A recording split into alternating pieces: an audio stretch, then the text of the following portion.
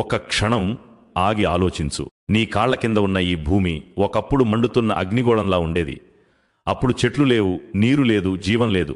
ఆధునిక శాస్త్రం చెబుతోంది కోట్లాది సంవత్సరాల క్రితం ఆకాశం నుండి ఉల్కలు, ధూమకేతువులు కురిశాయి. అందులో మంచు మరియు నీరు ఉండేవి. అలా ఆకాశం నుండి నీరు వర్షమై దిగింది మరియు భూమి మొదటిసారి ఊపిరి పీల్చింది. ఆశ్చర్యకరమైన విషయం ఏమిటంటే ఖురాన్ ఈ విషయాన్ని 1400 సంవత్సరాల క్రితమే చెప్పింది. భూమ్యాకాశాలు కలిసి ఉండగా మేము వాటిని విడదీసిన వైనాన్ని తిరస్కారులు చూడలేదా? ఇంకా ప్రాణమున్న ప్రతిదానిని మేము నీటితోనే చేశాము, అయినప్పటికీ వీళ్ళు విశ్వసించరా? ఇంకా మేము ఆకాశం నుండి శుభప్రదమైన నీటిని, వర్షాన్ని కురిపించాము. తద్వారా తోటలను, కోతకొచ్చే ఆహార ధాన్యాలను మొలిపించాము. ఒకదానిపై ఒకటి పేరుకుని ఉండే పండ్ల గుత్తులు గల ఎత్తైన ఖర్జూరపు చెట్లను, దాసుల ఉపాధి నిమిత్తం వీటిని ఉత్పత్తి చేశాము. ఇంకా మేము దీంతో నిర్జీవంగా ఉన్న ప్రదేశానికి జీవం పోశాము. ఈ విధంగానే సమాధుల నుండి బయటకు రావలసి ఉన్నది. సూరహ్ ఖాఫ్ 50 ఆయత్ 11. కానీ ప్రశ్న ఇది, మనిషి 1000 సంవత్సరాలుగా ఉన్నాడంటే ఈ రహస్యం 1400 సంవత్సరాల క్రితమే ఎందుకు చెప్పబడింది? ఎందుకంటే ఆ సమయానికే మనిషి ఆలోచించగలిగాడు, అర్థం చేసుకోగలిగాడు, ప్రశ్నించగలిగాడు. అప్పుడు అల్లాహ్ పంపించాడు తన చివరి సందేశం ఖుర్ఆన్ను.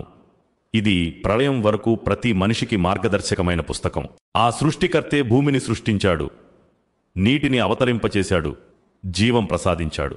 అతడే ప్రతి జాతికి ప్రవక్తలను పంపించాడు, పుస్తకాలను అవతరింపచేశాడు మరియు చివరగా ఒక పుస్తకం ఇచ్చాడు, ప్రతి కాలానికి, ప్రతి మనిషికి వర్తించేదిగా.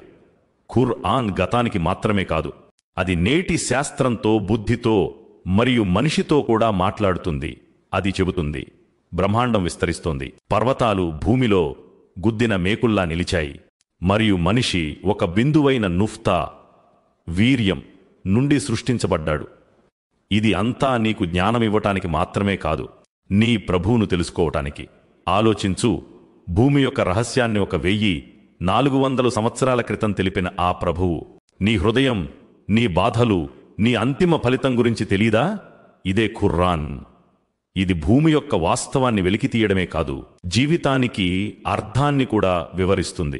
వినేవారు ముస్లిం అయితే ఖురాన్ మీకు గుర్తు చేస్తుంది, జ్ఞానం మరియు నమ్మకం రెండూ మీ సృష్టికర్త ఇచ్చిన వరాలు. వాటితో ప్రపంచానికి వెలుగివ్వండి. మరియు మీరు ముస్లిం కానివారైతే ఆలోచించండి, ఖురాన్ మీ శత్రువు కాదు, ఆలోచించే మనిషితో సమానంగా పిలుస్తూ మీకోసం విన్నించుకుంటోంది. ఇది మీతో ఒకటే ప్రశ్న అడుగుతోంది, ఇవి అన్నీ సంయోగం మాత్రమేనా, లేక ఒక సృష్టికర్త ఉన్నాడని సూచన?